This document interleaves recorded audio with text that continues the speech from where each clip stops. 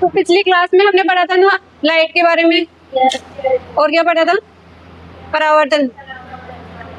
तो आज पढ़ेंगे हम अपवर्तन। रिफ्लेक्शन पढ़ लिया था, आज रिफ्लेक्शन पढ़ेंगे। हेडिंग डालो अपवर्तन।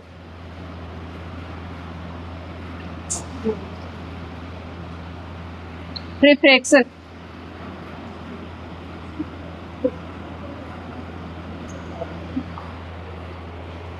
रिफ्लेक्शन। अपवर्तन का मतलब होता है क्या है? परावर्तन तो हो गया कि जैसे लाइट आई और इससे रिफ्लेक्ट होकर वापस इस डायरेक्शन में चली गई उसी मीडियम में। तो अपवर्तन का मतलब क्या हुआ फिर? रिफ्लेक्शन का मतलब क्या हुआ?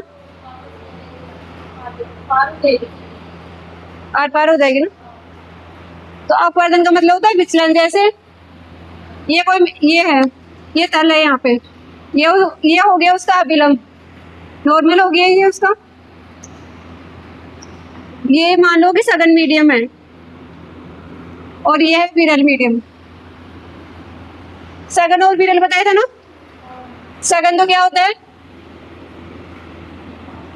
जिसमें पार्टिकल्स एकदम बहुत पास पास हो, तो ये हो गया सघन मीडियम। विरल का हो गया जिसमें पार्टिकल्स दूर दूर हो। और एक होता है वैक्यूम निर्वात। निर्वात में क्या था? जिसमें कोई पार्टिकल ना हो, ये था ना। तो इसमें दो मीडियम ले रहे हैं, एक है सघन एक विरल है। तो जैसे लाइट आई यहाँ से, ये कोई इंसिडेंट लाइट है,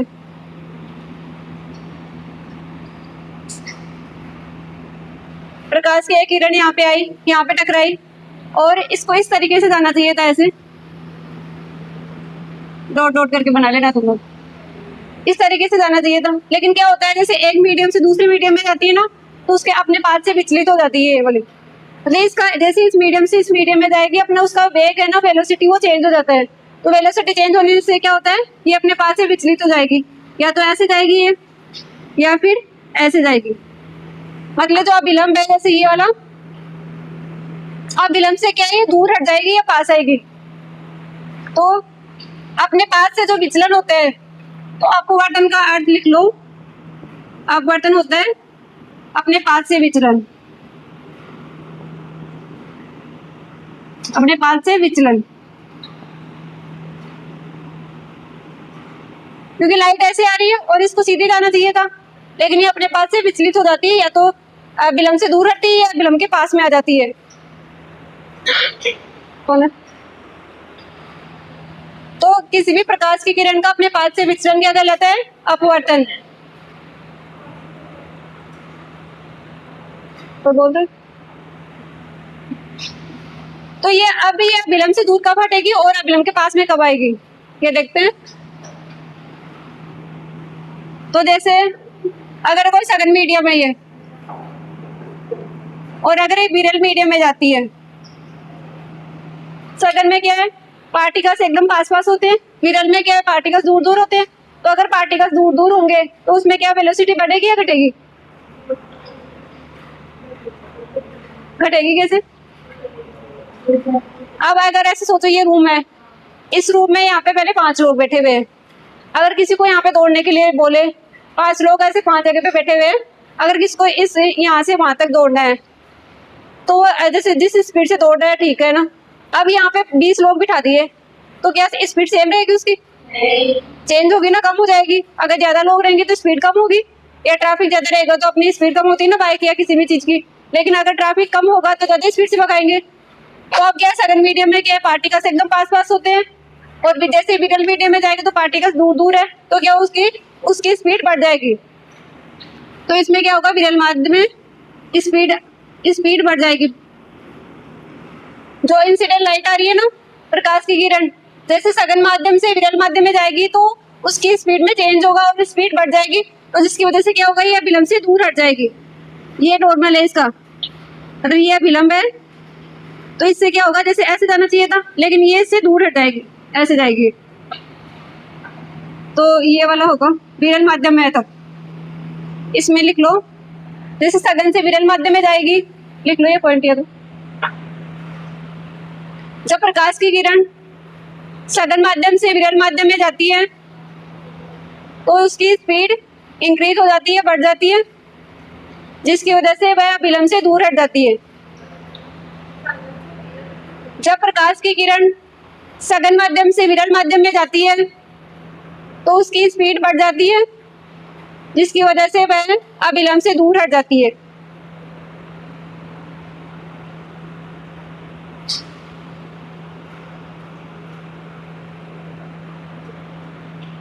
अब दूसरा पॉइंट डाल के लिख लो। जब विरल माध्यम से सघन माध्यम में जाती है, जब प्रकाश की किरण विरल माध्यम से सघन माध्यम में जाती है तो उसकी स्पीड कम हो जाती है, जिसकी वजह से वह अभिलंब की ओर झुक जाती है।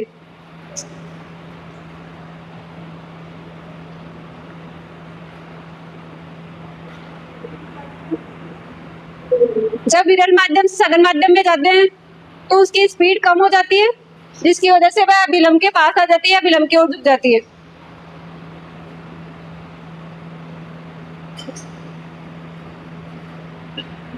तो ये जैसे एंगल ऑफ इंसिडेंस हो गया आई, और ये हो जाएगा जब विरल माध्यम में जा रही है तो ये हो जाएगा आर, रिफ्लेक्शन एंगल, अपवर्तन कोण हो जाएगा।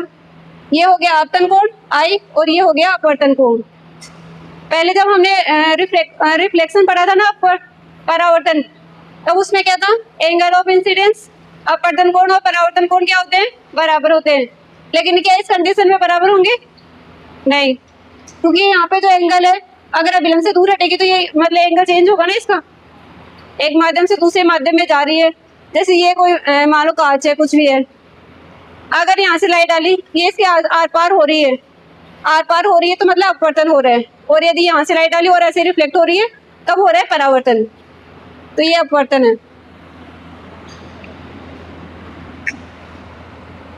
तो अपवर्तन का कारण क्या है?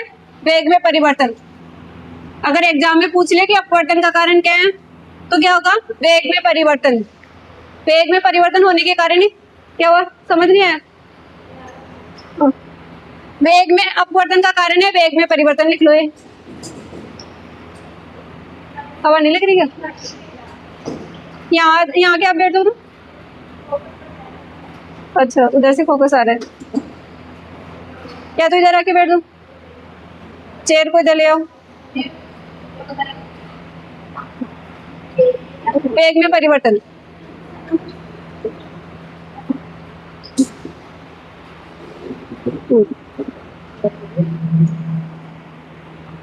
तो अपवर्तन का कारण है वेग में परिवर्तन। वेग में परिवर्तन होने के कारण ही अपने पथ से विचलित हो जाती है, जिसकी वजह से अपवर्तन की घटना होती है।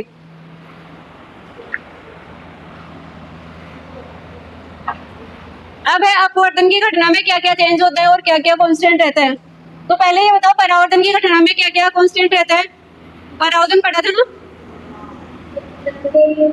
तो परावर्तन की तो परावर्तन में क्या होता है? उसका तरंग दैर्ध्य, आयाम, आवर्ती, ये सब क्या होता है?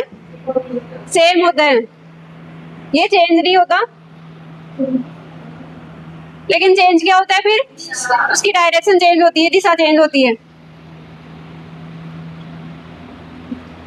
चेंज। अब अगर अपवर्तन में देखें तो क्या होगा? अब है अपवर्तन, तो अपवर्तन में तो तरंग दैर्ध्य चेंज होगा। अपवर्तन की घटना में तरंग दैर्ध्य भी चेंज होगा, आयाम भी चेंज होगा। तरंग दैर्ध्य, आयाम हो गए, ये क्या होंगे? चेंज होंगे। स्पीड हो गई उसकी, लेकिन सेम क्या रहेगा फिर? आवर्ती, जो उसकी फ्रीक्वेंसी है वो हमेशा सेम रहेगी, चाहे अपवर्तन हो या परावर्तन हो, फ्रीक्वेंसी कभी चेंज नहीं होती। तो अपवर्तन की घटना में तरंग दैर्ध्य हो गया, आयाम हो गया, स्पीड हो गई, ये सब क्या होता है? चेंज होता है, लेकिन आवर्ती सेम रहती है।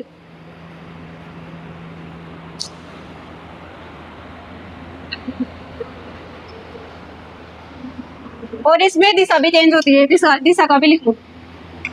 वो डायरेक्शन होती है ना, वो भी चेंज हो रही है ना। अपवर्तन में डायरेक्शन चेंज हो रही है क्या? बताओ। ऐसे आ रही है ना लाइट, ऐसे आ रही है, जिस डायरेक्शन में आ रही है उससे चेंज हो रहा है ना ऐसे। तो अपवर्तन की घटना में डायरेक्शन भी चेंज होती है। एक तो परावर्तन में तो क्या था, ऐसे आके ऐसे जा रही थी, इसमें क्या हो रहा है, विलंब जिस डायरेक्शन में आ रही थी या तो विलंब के पास में जाएगी या विलंब से दूर हटेगी, तो डायरेक्शन तो चेंज हो गई ना। तो इसमें डायरेक्शन भी चेंज होती है। तो ये वाले पॉइंट याद रहने चाहिए, एग्जाम में यहाँ से डायरेक्ट क्वेश्चन बनता है कि अपवर्तन की घटना में क्या क्या सेम रहता है, क्या क्या चेंज होता है। आवृत्ति चेंज नहीं होती, आवृत्ति तो हमेशा फिक्स रहेगी, एनर्जी है ना, वो तो एनर्जी तो सेम ही है। तो परावर्तन हो या चाहे अपवर्तन हो, एनर्जी सेम रहती है,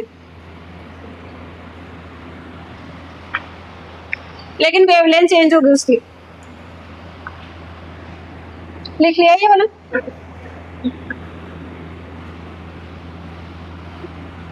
अब अपवर्तन के नियम लिखो। अपवर्तन के नियम,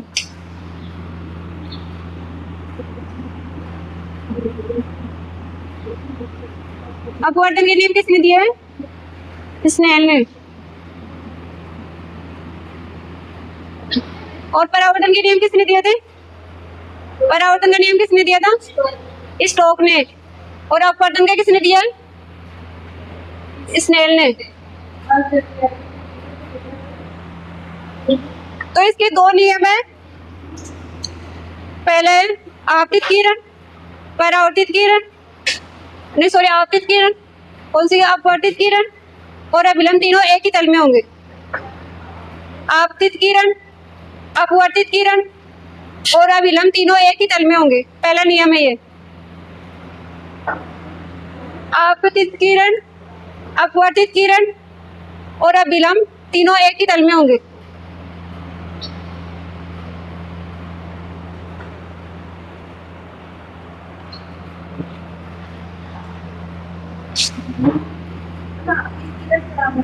परावर्तित नहीं, अपवर्तित किरण।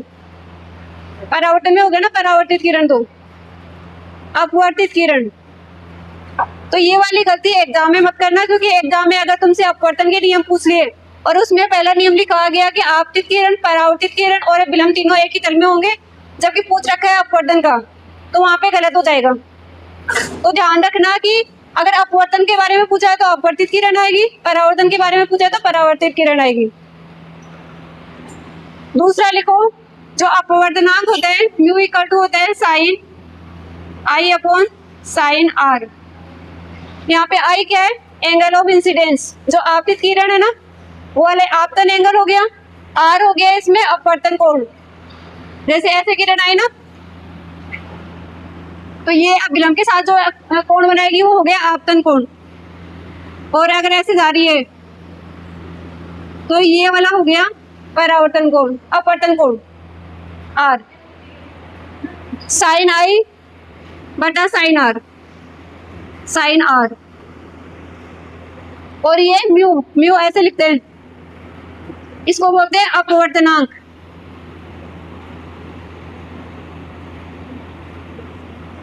अपवर्तनांक, रिफ्रैक्टिव इंडेक्स।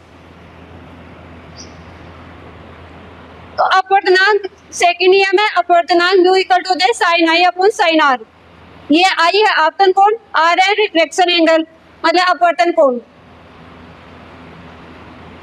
तो अपवर्तनांक क्या होता है? अब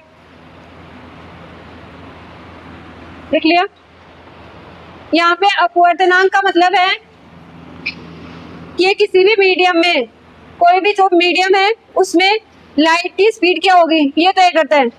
जो अपवर्तनांक है ये बताता है, लाइट की स्पीड को बताता है कि किसी मीडियम में लाइट की स्पीड क्या होगी। जैसे अगर अलग अलग मीडियम है, बारिश आ रही है क्या? अच्छा, बता रहा कि 12 बजे के आसपास। तो किसी भी मीडियम में, जैसे अलग अलग मीडियम है, तो लाइट की स्पीड क्या होगी? अलग अलग होगी। तो लाइट की स्पीड सबसे ज्यादा किसमें होती है? पिछली क्लास में पढ़ा था ना, लाइट की स्पीड सबसे ज्यादा किसमें होती है? सघन माध्यम, विरल माध्यम, निर्वात में या फिर किसमें? तो निर्वात में, जहाँ पे कोई भी पार्टिकल नहीं है वहाँ पे स्पीड सबसे ज्यादा होगी। और मैक्सिमम स्पीड कितनी होती है? हाँ, मैक्सिमम स्पीड होती है 3 इंटू 10⁸ मीटर पर सेकंड, ये है इसकी स्पीड। तो अपवर्तनांक क्या करते हैं, किसी भी माध्यम में लाइट की स्पीड को बताते हैं कि लाइट किस स्पीड से ट्रेवल करेगी उसमें। तो सेकंड नियम लिख लिया, mu equal to sine I upon sine R. R हो गया इंसिडेंस एंगल, आपतन कोण, और आर हो गया रिफ्लेक्शन एंगल मतलब अपवर्तन कोण। हटा दो। अब जो अपवर्तनांक है ये भी दो टाइप का होता है।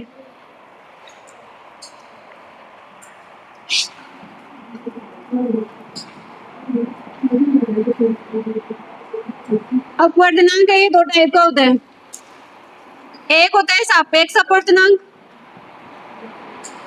दूसरा होता है निरपेक्ष।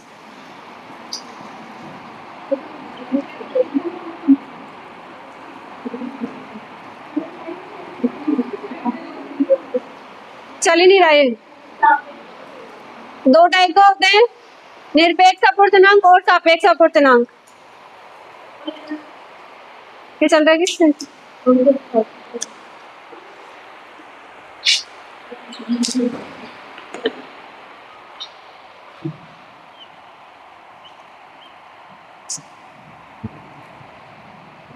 और ये सापेक्ष। सापेक्ष होता है रिलेटिव, रिलेटिव रिफ्रैक्टिव इंडेक्स। अगर इंग्लिश में लिखना चाहो अपवर्तनांक को तो ये हो जाएगा रिफ्रैक्टिव इंडेक्स, REF।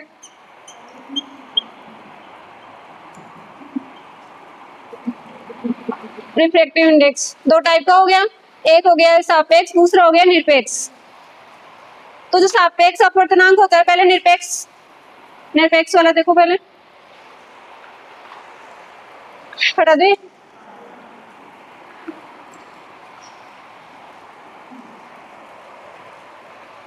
पहले निरपेक्ष अपवर्तनांक, म्यू इक्वल टू होता है निर्वात में प्रकाश का वेग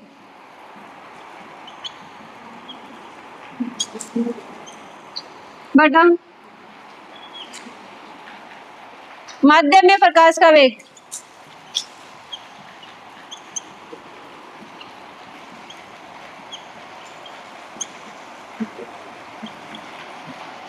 निरपेक्ष हो गया निर्वात में प्रकाश का वेग अपॉन माध्यम में प्रकाश का वेग। मतलब निर्वात में मैक्सिमम होता है ना, तो अपवर्तनांक क्या बताता है, उसकी स्पीड को मेजर करता है ना, किसी माध्यम में उसकी स्पीड क्या होगी। तो हम निर्वात के सापेक्ष में मतलब माध्यम के सापेक्ष में इसकी स्पीड देखेंगे। निर्वात में मैक्सिमम है तो निर्वात में ऊपर आएगा, जैसे म्यू है निर्वात में प्रकाश का वेग, और अपन माध्यम में प्रकाश का वेग। जैसे अगर सघन माध्यम में पूछे है सघन माध्यम में प्रकाश का वेग, तो निर्वात में ऊपर जितना आएगा उतना, और नीचे आ जाएगा सघन माध्यम में प्रकाश का वेग। अगर विरल माध्यम है तो विरल माध्यम में हो जाएगा। तो माध्यम में उसकी चाल है उसको नीचे बटे में रखना है, और ऊपर हमेशा कांस्टेंट वाली राशि रखनी है, जैसे निर्वात में प्रकाश का वेग। तो निर्वात में कितना होता है 3 × 10⁸, और माध्यम में उसका अलग अलग होगा। तो माध्यम में जितना वेग होगा उससे डिवाइड करना है निर्वात में जो प्रकाश का वेग है ना उससे, तो ये आ जाएगा म्यू सापेक्ष तो निरपेक्ष अपवर्तनांक। तो म्यू इक्वल टू क्या हो गया, निर्वात में हो गया सी से रिप्रेजेंट कर देना उसको, और माध्यम में हो गया V। हाँ इसका तो अंदर ही है क्या?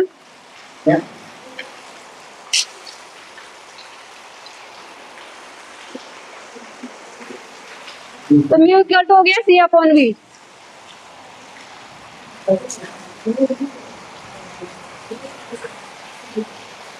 अब अगर जैसे कांच में अपवर्तनांक निकालना है, जैसे कांच का अपवर्तनांक कितना होता है ये बता लिया क्या?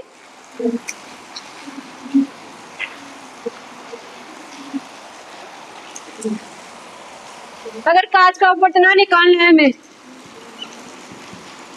तो क्या होगा, फॉर्मूला क्या बनेगा, यहाँ पे अगर निर्वात में प्रकाश का वेग अपन माध्यम कौन सा है कांच, तो कांच में प्रकाश का वेग, कांच में उसका जो वेग आएगा वो तो निर्वात में कितना होता है 3 × 10 की पावर 8। और कांच में कितना होता है, कांच का होता है 2 × 10 की पावर 8। तो ये 2 × 10 की पावर 8, तो कितना हो गया 3/2। तो आ गया 1/1.5। तो कांच का अपवर्तनांक कितना आ गया 1.5। तो एग्जाम में या तो ऐसे पूछ सकता है कि कांच का, जैसे किसी भी मीडियम का अपवर्तनांक पूछ लिया तुम लोगों से कि कांच का कितना होता है, लेकिन जिस मीडियम का पूछेगा उसकी चार्ज दी रही, मतलब उसकी लाइट की स्पीड दे रखी होगी उस मीडियम में। और जैसे पानी में पूछ लिया ना, तो पानी में उसकी स्पीड दे रखी होगी उस टाइम। सुनाई नहीं दे रहा है कि अब इधर उधर की आवाज आ रही। तो ठीक है, जैसे अगर यहाँ पे पानी में पूछ लिया तो पानी में उसकी लाइट की स्पीड दे रखी होगी तुम्हें, या फिर ऐसे अपवर्तनांक दे रखे हैं, मतलब ऐसे ना u = क्या है c/v। तो यहाँ पे c तो कांस्टेंट है, मतलब फिक्स है, ये तो ना चेंज नहीं होगा। 3 × 10 की पावर 8। अब क्या क्या चेंज हो सकता है, एक तो अपवर्तनांक चेंज हो सकता है और एक वेलोसिटी चेंज हो सकती है मीडियम में। अगर सुनाई नहीं रहे तो बंद कर देना इसको, ये कूलर को। तो हमसे क्या पूछ सकता है, या तो अपवर्तनांक निकलाएगा एग्जाम में किसी भी मीडियम का, या फिर उसमें उसकी वेलोसिटी देगा, वेलोसिटी निकलाएगा। अगर हमें अपवर्तनांक निकालना है तो वेलोसिटी दे रखी होगी एग्जाम में, और अगर वेलोसिटी तुमसे पूछेगा तो अपवर्तनांक जरूरी नहीं दे रखा है, तुम्हें कुछ अपवर्तनांक याद भी करने हैं। जैसे कुछ जो कॉमन है ना उनके तो याद कर लो, सारणी बना लो, एक टेबल बना लो जिसमें लिख लो कि उनके अपवर्तनांक क्या क्या है, क्योंकि मतलब हर एक के एक अपवर्तनांक नहीं दे रखा होता है।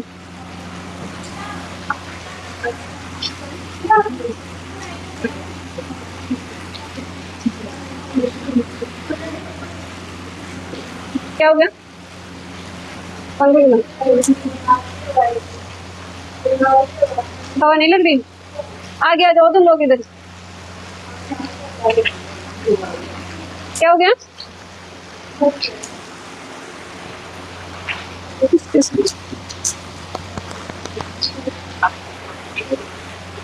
अब जैसे निर्वात है तो निर्वात का अपवर्तनांक कितना होगा बताओ। अभी निर्वात का निकालेंगे तो कितना आएगा, निर्वात में प्रकाश का वेग बटा निर्वात में प्रकाश का वेग, माध्यम कौन सा निर्वाती हो गया, तो क्या आ जाएगा 1 आ जाएगा। दोनों सेम ही है ना, ऊपर तो सेम ही है c। अब v है, हमें निकालना है निर्वात का, तो निर्वात से डिवाइड करेंगे इसको, इस मीडियम में निकालना है। मीडियम क्या है, निर्वात है यहाँ पे, तो निर्वात से यहाँ पे c आ जाएगा, यहाँ पे भी निर्वात में प्रकाश का वेग, दोनों कैंसिल होके 1 आ जाएगा। हाँ, अगर जैसे निर्वात में अपवर्तनांक पूछा है ना तो निर्वात से डिवाइड करेंगे ना, जिसका अपवर्तनांक पूछा है उसके मतलब की वेलोसिटी से डिवाइड करेंगे। अब निर्वात का पूछा है तो निर्वात में c/c हो गया, तो 1 आ जाएगा इसका। अब दूसरा है कांच, कांच का भी निकाला था ना हमने 1.5। जैसे जल वाटर का तो आता है 1.33, या इसको लिख सकते हो 4/3, 4/3 वाटर का। अब है वायु, वायु का कितना होता है, 1 ही होगा इसका भी, हवा तो होती है ना, और हीरे का इसका है 2.42। निर्वात का अपवर्तनांक है 1, कांच का हो गया 1.5, जल का हो गया 1.33 या 4/3, एयर का हो गया 1 और हीरे का हो गया 2.42। ये वाले याद रखना, तो लिखा दी हूँ। अब जैसे एग्जाम्पल करो तुम लोग, और सॉरी करो नहीं था क्या, ठीक है लिखो।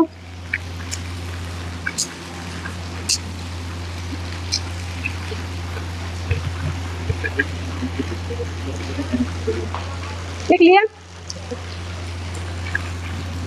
आप क्वेश्चन सॉल्व करोगे किस तरीके से एग्जाम में आएंगे, मैं तुम्हें देती हूँ और तुम लोग उसके आंसर बताना।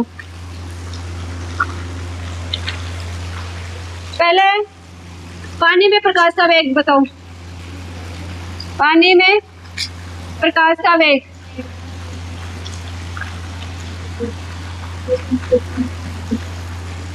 कितना आएगा, निकाल के बताओ। अपवर्तनांक नहीं, वेग। वो तो अपवर्तनांक लिखा है ना मैंने, तो रिफ्रैक्टिव इंडेक्स उन लोगों को। फॉर्मूला क्या होता है, म्यू इक्वल टू क्या होता है, सी बाई वी। हमें निकालना क्या है, वी। तो कैसे निकालोगे, ये वी निकालोगे तो आ जाएगा सी अपॉन म्यू। सी कितना होता है, 3 इंटू 10 की पावर 8, और कांच के लिए म्यू कितना होता है, 1.5। देखा था ना अभी, कांच के लिए 1.5 होता है। क्या 3/2 भी लिख सकते हो उसको, 3/2। तो 3/2 को हम क्या लिख सकते हैं, 3 ऊपर 2 नीचे, ऊपर आ जाएगा ना, 3/2 होगा, उसको 2 को ऊपर लिख देंगे तो ये इससे कैंसिल हो जाएगा, और कितना आएगा, 2 इंटू 10 की पावर 8 मीटर पर सेकेंड। वेलोसिटी की मात्रक बताए ना, वेलोसिटी की यूनिट मीटर पर सेकेंड, तो आ जाएगा 2 इंटू 10 की पावर 8 मीटर पर सेकेंड। कोई कंफ्यूजन है क्या, समझ नहीं आया? यहाँ पे पूछा है पानी में प्रकाश का वेग निकालना है, तो अपने पास फॉर्मूला क्या है, अपवर्तनांक equal to mu equal to C upon V. ये कांच, ये हो गया। अच्छा, पानी का निकालना है ना, मैंने गलत कर दिया, कांच का निकाल दिया एक। ये इसको कर लो कांच का, यहाँ पे चेंज कर लो दोनों। कांच में प्रकाश का वेग, तो कांच का कितना है, mu equal to C upon V. हमें वी निकालना है यहाँ पे, और वी निकालेंगे तो क्या होगा, यहाँ से वी यहाँ पे आ जाएगा और म्यू नीचे चला जाएगा इसके। तो सी अपॉन म्यू, सी कितना है, 3 इंटू 10 की पावर 8, और म्यू कितना है, 1.5 का कितना हो जाएगा, 3/2। तो 3 से 3 कैंसिल हो जाएगा 2 इंटू 10 की पावर 8 मीटर पर सेकेंड। समझ आया? ये पानी की जगह कांच कर लेना, गलत लिखा दिया। तो अगर पानी का करोगे तो 1.33 से डिवाइड करना है इसको, या 4/3 से।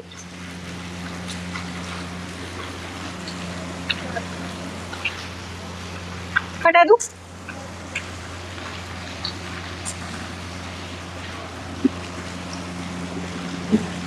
अब दूसरा लिखो, अगर किसी माध्यम में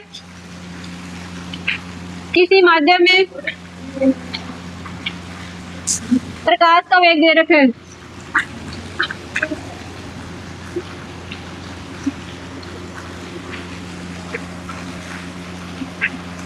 1 इंटू 10 की पावर 8 मीटर पर सेकेंड,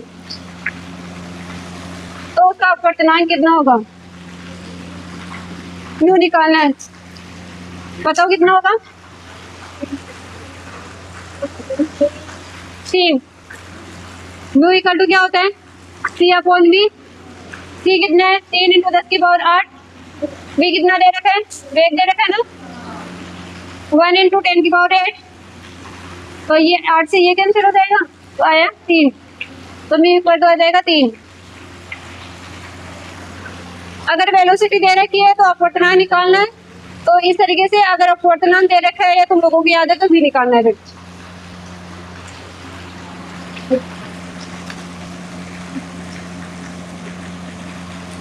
और दूसरा लिखो रिलेटिव रिफ्रैक्टिव इंडेक्स। तो सापेक्ष, एक तो हमने निरपेक्ष देख लिया अभी, अब सापेक्ष कैसे निकालेंगे, सापेक्ष अपवर्तनांक।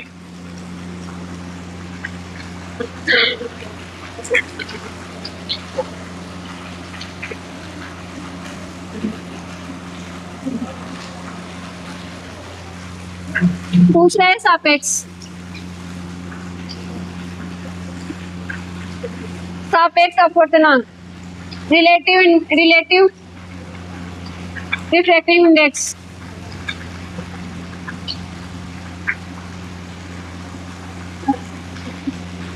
Relative refractive index mu R. Relative को ऐसे लिखेंगे म्यू आर, आर रिप्रेजेंट करेगा रिलेटिव। तो सापेक्ष अपवर्तनांक है ना, उसको म्यू आर से रिप्रेजेंट करेंगे हम। जो निरपेक्ष है उसको ओनली म्यू से लिखा था, और जो सापेक्ष है उसको म्यू आर से। आर यहाँ पे रिलेटिव को बता रहे हैं, सापेक्ष का मतलब होता है रिलेटिव। तो जैसे म्यू आर निकालेंगे तो म्यू आर को कैसे लिखेंगे आप, सापेक्ष का मतलब है किसी के रेस्पेक्ट में हमें निकालना है। जैसे कांच के रेस्पेक्ट में निकालना है। अब मान लो कि कांच के रेस्पेक्ट में, कांच के सापेक्ष हीरे का अपवर्तनांक निकालना है।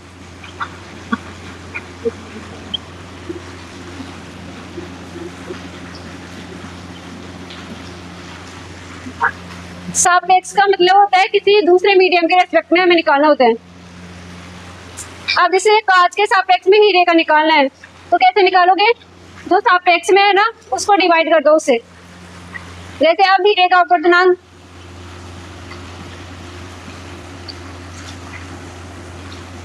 बटा सापेक्ष में क्या है? कांच का, तो कांच से डिवाइड कर दो कांच के अपवर्तनांक से इसको।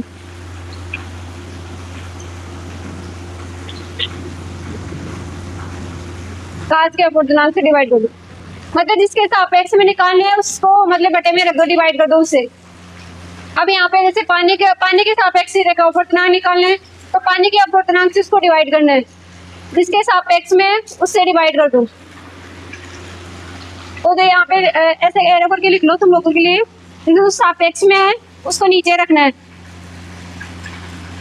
या बटे में रखना है, ऐसे लिख लो। जिसके सापेक्ष निकालना है उसको बटे में रखना है हमेशा। जिस चीज का निकालना है उसको ऊपर और जिसके सापेक्ष निकालना है उसको बटे में रखना है।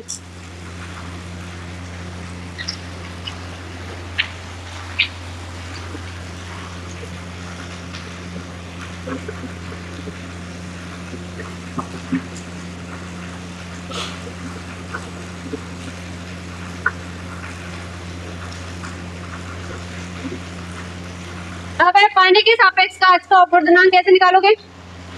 पानी के सापेक्ष कांच का अपवर्तनांक निकालो। पानी के सापेक्ष कांच का अपवर्तनांक कितना आएगा?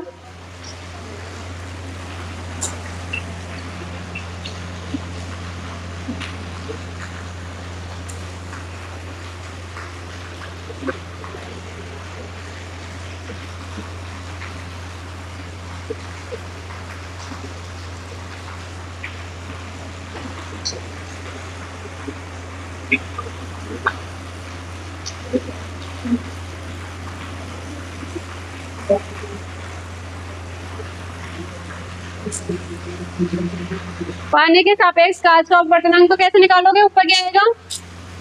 कांच का अपवर्तनांक, बटे में क्या आएगा? पानी का अपवर्तनांक। तो पानी और कांच का दोनों का अपवर्तनांक लिखा रखा है ना, तो डिवाइड करो।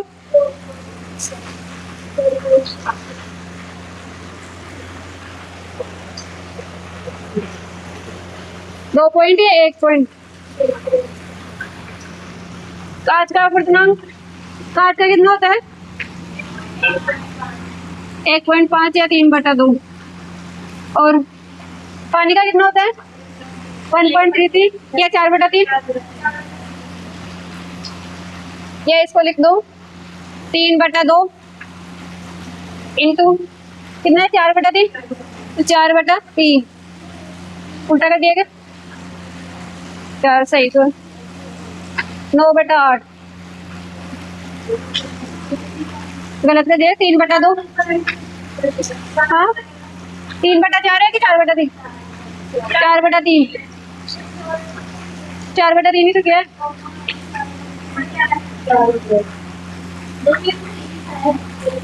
देखो कांच का अपवर्तनांक कितना है?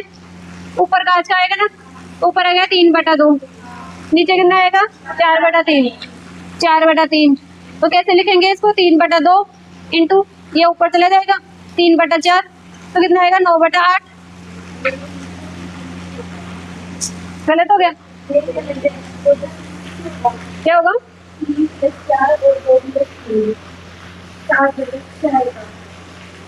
7/6 कैसे? 3/2 है, तो जो बटे में है वो इसके यहाँ पे आ गया ना।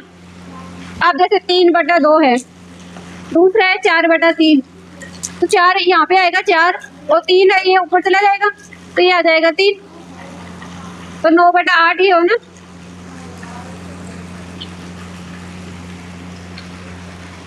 तो कितना आएगा 9/8 का? 1.1, 1.1। 8 में 9 में 8 का एक बार ही जाएगा, और फिर उसे क्या 1 10 10 में कितना एक बार ही जाएगा, तो 1.1 आ गया।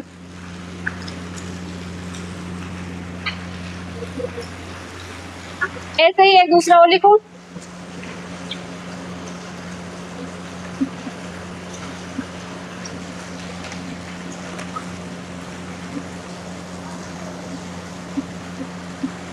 जल के सापेक्ष वायु का, ये तो तुम बताओगे।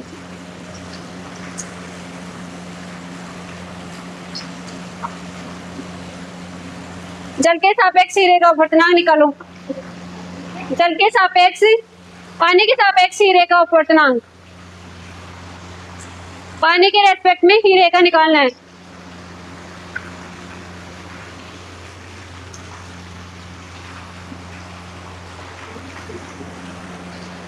क्लास में सोना अलाउड नहीं है, अगर तुम्हें नहीं करना है तो तुम लोग उधर जाके बैठ जाओ।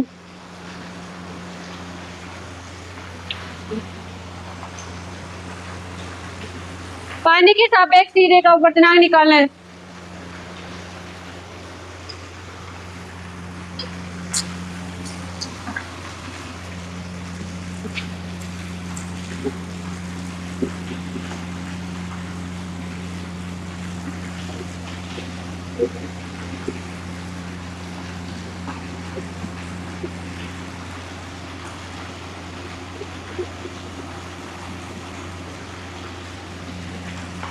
पानी के सापेक्ष हीरे का अपवर्तनांक निकालना है, तो क्या आ जाएगा, म्यू आर इक्वल टू क्या होगा, हीरे का अपवर्तनांक अपन पानी का अपवर्तनांक। तो बताओ कितना होगा, हीरे का कितना होता है 2.42, पानी का कितना होता है या 4/3, तो 3 ऊपर आ जाएगा। अब इसको डिवाइड कर लो, तो आ जाएगा 3 × 6 4 × 12 1 3 6 7 7.26/4, तो कितने आ जाएगा 1, 7 में 4 का 1 एक बार गया, 3 बच गए, 8 बच जाएगा 8 तो 32, 8 हो गया, 6 में एक बार 1.81 1.81 आ जाएगा। आ गया सबका। तो भाई अगर एग्जाम में सॉरी सापेक्ष या निरपेक्ष कोई भी अपवर्तनांक पूछे तो निकालोगे ना, या वेलोसिटी पूछ ले उस मीडियम में तो वेलोसिटी भी बता दोगे, कोई कंफ्यूजन है इसमें? ठीक है।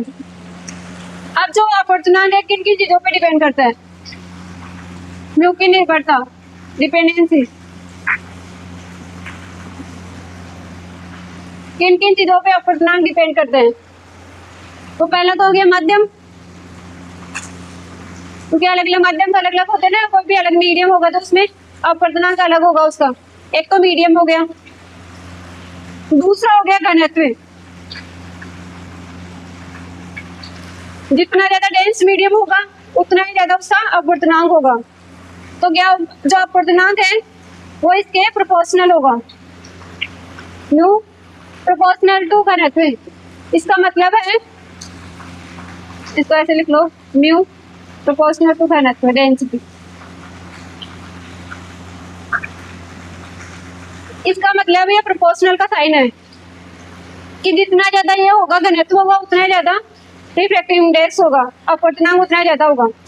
और अगर ऐसे आए ना म्यू प्रोपोर्शनल टू 1/, घनत्व आ गया डी आ गया, तो ये उल्टा हो गया ना, 1/, हो गया, उल्टा हो गया तो मतलब ये बढ़ेगा तो ये घटेगा, ये घटेगा तो ये बढ़ेगा। अगर प्रोपोर्शनल है तो मतलब अगर ये बढ़ रहा है तो ये बढ़ेगा, ये घटेगा तो ये घटेगा। तो डेंसिटी का तो अगर ये साइन भी याद ना हो तुम्हें तो ऐसे याद रख लेना, जिसकी जितनी ज्यादा डेंसिटी होगी वहां पे उतना ज्यादा उसका अपवर्तनांक होगा।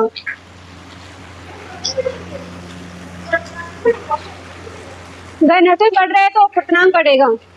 ये बता रहा है रिलेटिव दोनों की बता रहा है कि अगर घनत्व बढ़ेगा तो अपवर्तनांक उसका ज्यादा होगा। जैसे एग्जाम में तुम्हें पूछ ले, दो अलग अलग डेंसिटी दे रखी है, एक की मान लो 1.5 है, एक की है 2.6, दो डेंसिटी है D1 और D2। अब इनमें से पूछ ले किसका अपवर्तनांक ज्यादा है, तो जिसका डेंसिटी ज्यादा है, जैसे 2.6 ज्यादा है ना इससे, तो इसकी डेंसिटी ज्यादा है, जिसका घनत्व ज्यादा है तो इसका अपवर्तनांक भी ज्यादा होगा। इसका मतलब ये है कि अगर घनत्व बढ़ रहा है तो अपवर्तनांक बढ़ेगा, घनत्व कम होगा तो ये भी कम होगा। इसको ऐसे भी देख सकते हो, म्यू इक्वल टू क्या होता है C/V। तो वेलोसिटी है यहाँ पे, अगर डेंसिटी ज्यादा है, डेंसिटी ज्यादा होने का मतलब पार्टिकल बहुत पास पास है, तो उसकी वेलोसिटी क्या होगी, कम होगी ना। अगर वेलोसिटी कम है यहाँ पे म्यू प्रोपोर्शनल टू 1/v हो गया ना, C तो कांस्टेंट है, तो ये हो गया v। अगर यहाँ पे कम हो रहा है, घनत्व बढ़ रहा है तो v कम हो रहा है, तो v कम होगा तो क्या होगा, ये बढ़ेगा। तो आ गया ना, अगर घनत्व बढ़ रहा है प्रोपोर्शनल टू हो गया d। अगर घनत्व बढ़ रहा है तो वेलोसिटी कम हो रही है, वेलोसिटी कम हो रही है तो इस फॉर्मूले से हम बता सकते हो घनत्व बढ़ेगा। तो ये है ना घनत्व, मतलब जो रिफ्लेक्टिव इंडेक्स है वो घनत्व के प्रोपोर्शनल हो गया। घनत्व बढ़ेगा तो म्यू भी बढ़ेगा। तीसरा लिख लो टेम्परेचर। तीसरा टेम्परेचर पे डिपेंड करता है। तो अगर टेम्परेचर बढ़ेगा तो म्यू घटेगा। टेम्परेचर के साथ क्या रिलेशन है, अगर टेम्परेचर बढ़ेगा तो ये अपवर्तनांक घटेगा, म्यू घटेगा।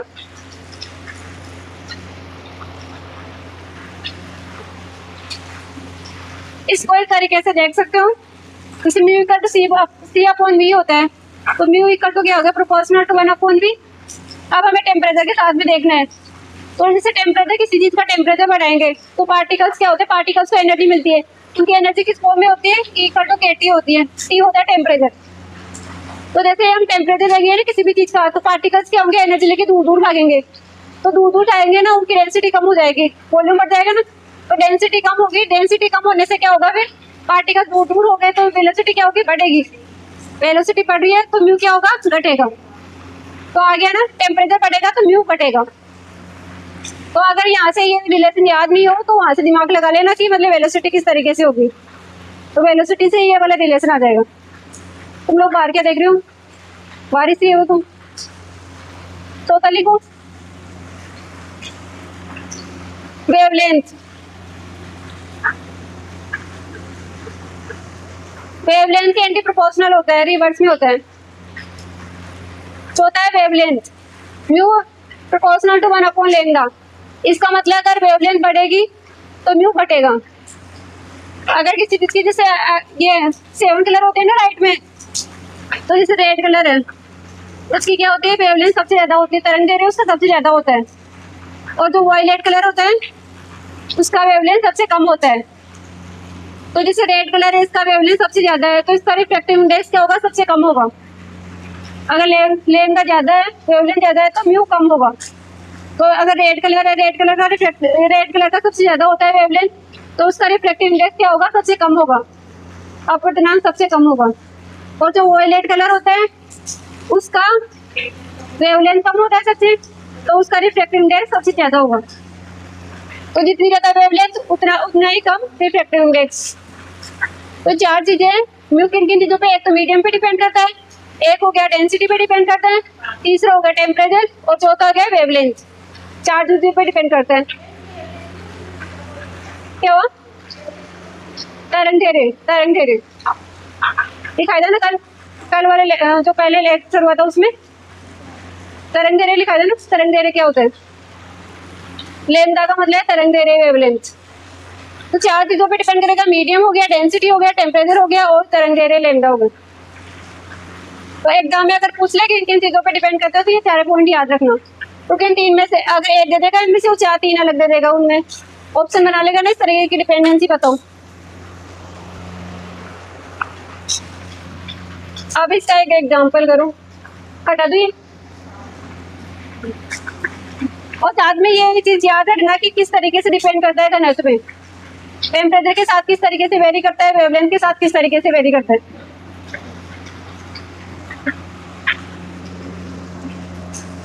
इसके एग्जाम्पल भी लिख लो, कौन कौन से एग्जाम्पल हैं।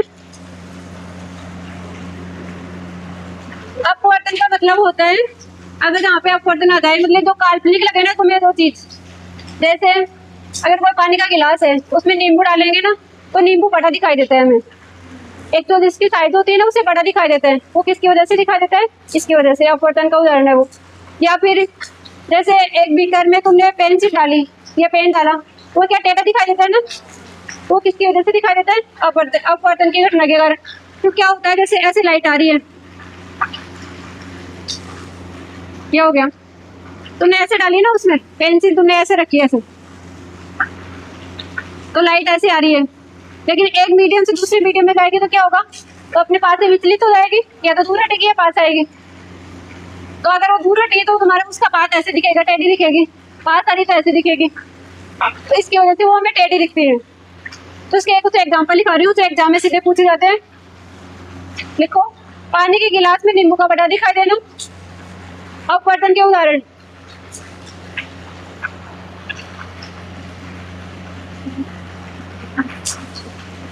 पानी के गिलास में नींबू का बटा दिखाई देना।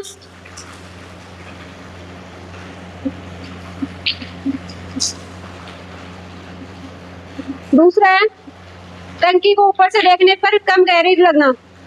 टंकी को ऊपर से देखने पर कम गहरी प्रतीत होना या लगना।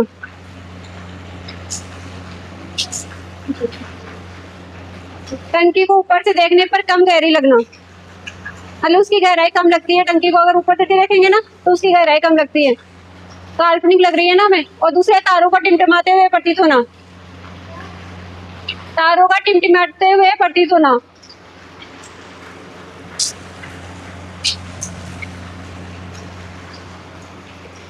तारे टिमटिमाते नहीं है लेकिन हमें टिमटिमाते हुए दिखाई देते हैं।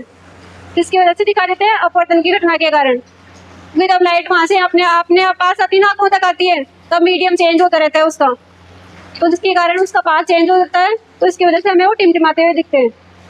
अब चौथा पॉइंट लिखो, सूर्य का 4 मिनट अधिक समय तक दिखाई देना।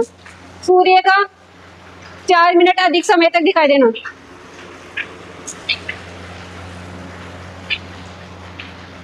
सूर्य का 4 मिनट अधिक समय तक दिखाई देना।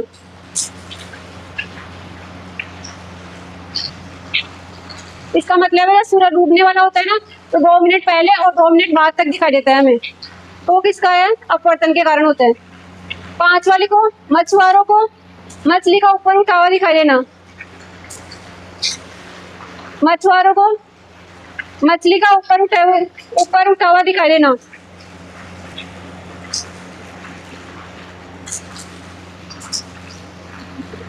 मछुआरों को मछली का ऊपर उठे हुए दिखाई देना। छठा पॉइंट लिखो, पानी की बाल्टी में सिक्के का ऊपर उठा हुआ दिखाई देना। पानी की बाल्टी में सिक्के का ऊपर उठा हुआ दिखाई देना।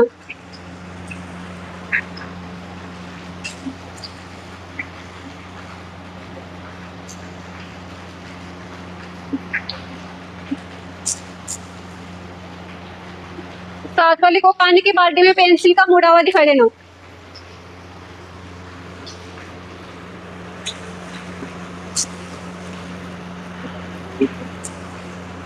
पानी की बाल्टी में पेंसिल का मुड़ा हुआ दिखाई देना।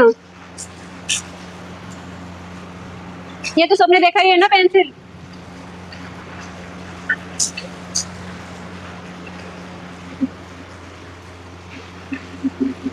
या अपनी जो टंकी होती है पानी पीने की, जो छोटी वाली होती है ना, उसमें अगर कोई चीज रखे तो वो टेढ़ी दिखाई देती है। अगर लाठी रखोगे ना तो वो टेढ़ी दिखाई देगी, तो वो अपवर्तन के कारण होता है। तो ये वाला मतलब एग्जाम में यहाँ से डायरेक्ट पूछते हैं। तुम्हें 3-4 एग्जाम्पल दे देंगे ऐसे इस तरीके से, और पूछेंगे कि कौन सा इनमें से अपवर्तन का कारण है, अपवर्तन की घटना से रिलेटेड है। तो ये अपवर्तन वाला टॉपिक पूरा हो गया। अब पढ़ेंगे थोड़ी देर बाद में पूर्ण आंतरिक परावर्तन, टोटल इंटरनल रिफ्लेक्शन। छोटा टॉपिक है, वो भी इसी से रिलेटेड है, बस इसी का थोड़ा सा चेंज है।